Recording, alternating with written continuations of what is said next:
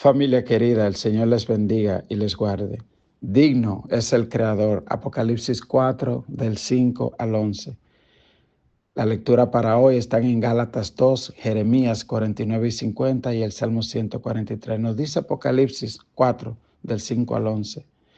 Y del trono salían relámpagos, truenos y voces delante del trono. Y ardían 7 lámparas de fuego, las cuales son los 7 espíritus de Dios. Y delante del trono había como un mar de vidrio, semejante al cristal, y junto al trono y alrededor del trono, 4 seres vivientes, llenos de ojos, delante y detrás. El primer ser viviente era semejante a un león, el segundo semejante a un becerro, el tercero tenía rostro como de hombre y el cuarto era semejante a un águila volando. Y los 4 seres vivientes tenían cada uno 6 alas y alrededor y por dentro estaban llenos de ojos y no cesaban día y noche de decir: Santo, Santo, Santo es el Señor Dios Todopoderoso, el que es y que era y que ha de venir. Y siempre que aquellos seres vivientes dan gloria y honra y acción de gracias al que está sentado en el trono, al que vive por los siglos de los siglos, los 24 ancianos se postran delante del que está sentado en el trono y adoran al que vive por los siglos de los siglos y echan sus coronas delante del trono, diciendo: Señor, digno eres de recibir la gloria y la honra y el poder, porque tú creaste todas las cosas y por tu voluntad existen y fueron creadas. Amén. El devocional de hoy nos abre una ventana al trono de Dios. Vemos las cosas que suceden en el trono de Dios. Allí aparecen 4 seres distintos, pero con algunos rasgos parecidos a los que vio Ezequiel, que eran unos querubines, y a los que vio Isaías, que eran unos serafines. Los serafines que vio Isaías tenían 6 alas, y con 2, dice Isaías, volaban, con 2 cubrían sus pies, con 2 cubrían su rostro.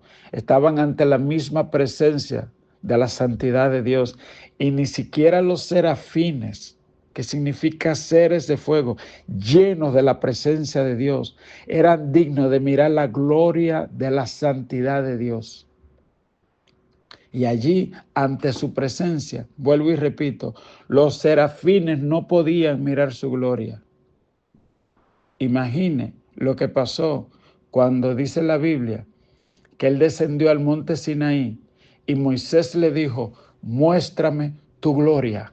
Este hombre Moisés, nosotros tenemos tanto que aprender de él, porque él no pidió gloria para sí, él no pidió dones para sí, él pidió ver la gloria de Dios, la santidad de Dios, él quería verla. Él había visto los milagros, los prodigios, las señales. Él vio el mar abrirse en 2. Él vio la roca brotar el agua. Pero él dijo: a mí no me impresionan las señales ni los milagros. Yo quiero ver la fuente, el que creó todas las cosas, las flores, las estrellas. Yo quiero verte a ti, Señor. Ojalá esa sea también nuestra oración. Yo creo que la iglesia de este tiempo nos hemos dejado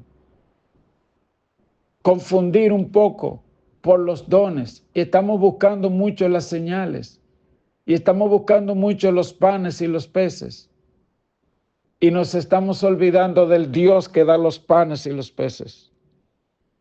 Nos estamos olvidando de pasar más tiempo en la presencia de Dios como María y de que esa santidad se nos pegue, porque dice la Biblia que cuando Moisés descendía del monte, los israelitas no podían mirarlo a la cara y Moisés tuvo que ponerse un velo. Moisés no se daba cuenta. Fueron los israelitas que le dijeron: es que tu rostro resplandece. Él había estado en la presencia de Dios. Pero esa no es solo una promesa para Moisés, es también para ti y para mí, la santidad de Dios. Porque dice la Biblia que cuando él descendió a hablar con Moisés, en el lugar que descendió, había solo una zarza y la zarza se encendió. La presencia de Dios al caer sobre esa zarza, dice la Biblia, que Moisés cuando la miró parecía una llama encendida. Señor, yo oro que en esta mañana tu presencia sobre tus hijos se manifieste, Padre. Que tú llenes tus hijos de tu santa presencia, Padre, como aquella salsa humilde, Padre. Una salsa sencillamente del desierto, Padre. Sí, hermano, y esto nos enseña que no se trata de nosotros. Cuando Moisés se acercó, le dijeron, quita el calzado de tus pies porque el lugar donde pisa tierra santa es. Moisés tuvo que quitarse el calzado de sus pies. Dice la Biblia que Moisés se cubrió sus ojos porque tuvo miedo. Y cuando usted ve a veces que en la iglesia o cuando usted y yo nos acercamos descuidadamente a la presencia de Dios y se está orando y la gente camina y sigue su vida como si nada o se está leyendo la palabra de Dios, es que desconocen lo que es la santidad de Dios. Porque vemos lo que pasa en el cielo. Los 4 seres vivientes no cesan día y noche, como dice esa alabanza, día y noche, suba incienso delante de ti. Día y noche, suba incienso delante de ti. ¿Lo puede decir conmigo? Día y noche, suba incienso delante de ti. Una vez más. Día y noche, suba incienso delante de ti, porque digno eres tú, porque digno eres tú. Todo fue hecho por ti y todo es para ti. Tú mereces gloria. Y esa es la canción de los 24 ancianos. Ellos se quitaron su corona, la echaron a un lado y se postraron ante la majestad de Dios. Caramba. Y tú y yo que cuando vamos a la iglesia, en el tiempo de la oración, a veces se nos dificulta ponernos de pie. O en nuestros hogares, muchas veces oramos en la cama porque estamos cansados y no queremos ponernos de rodillas. No tenemos el tiempo para levantarnos en la madrugada, abrir nuestra ventana, mirar al cielo y darle gracias a Dios. Dice la Biblia que ellos le decían, tú eres digno, porque tú creaste todas las cosas y por tu voluntad existen y fueron creadas. Ellos decían, este momento existe por tu voluntad. Nosotros existimos, estamos vivos, estamos respirando por tu voluntad, porque si tú retiras tu vida de nosotros, ahí mismo perecemos. ¿Qué es la santidad de Dios?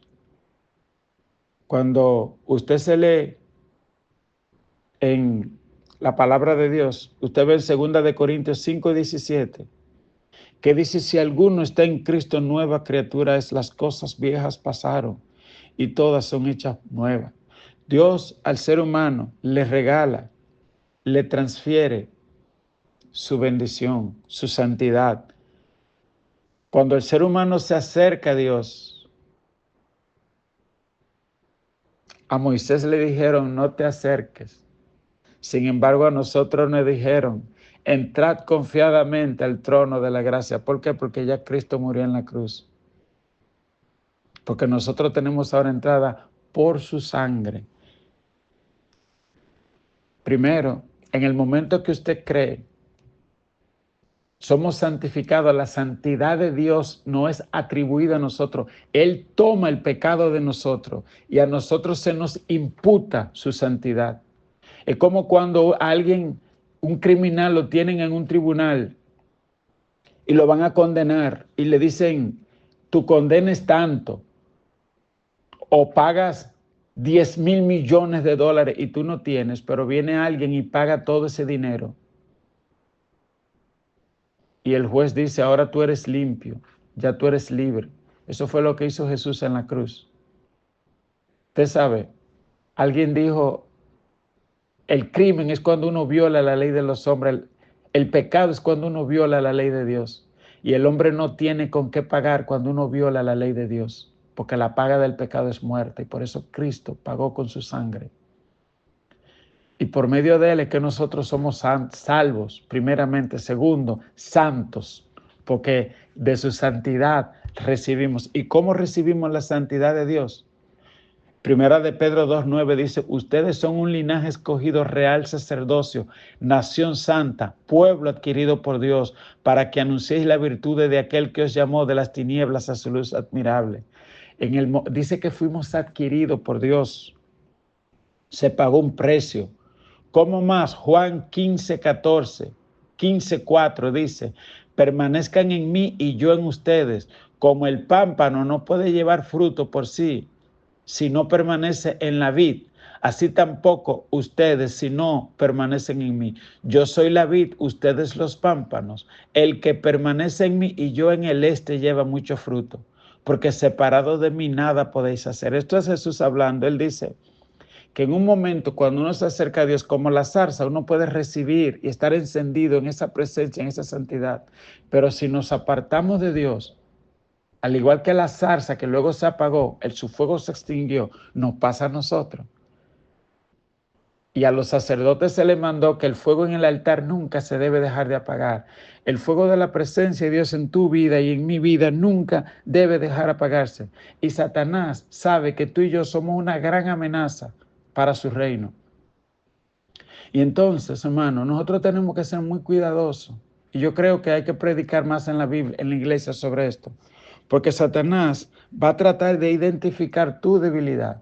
Y por medio de ese punto débil, él va a hacerte la guerra para apartarte de la santidad y eventualmente para hacerte caer y hacer caer a otros contigo. La Biblia dice, sed santos porque yo soy santo. Romanos 6:1 dice que pues perseveraremos en el pecado para que la gracia abunde. En ninguna manera. Pues lo que hemos muerto al pecado, ¿cómo viviremos aún en él? Y eso es el proceso gradual de la santidad, diario. Yo morí al pecado. No, Cristo me santificó, yo no puedo volver a ensuciarme. Hebreos 12:14 dice, seguid la paz con todo y la santidad sin la cual nadie verá al Señor. Y usted tiene que darse cuenta porque hay momentos que uno siente, que uno como que se va alejando, que la llama se va apagando.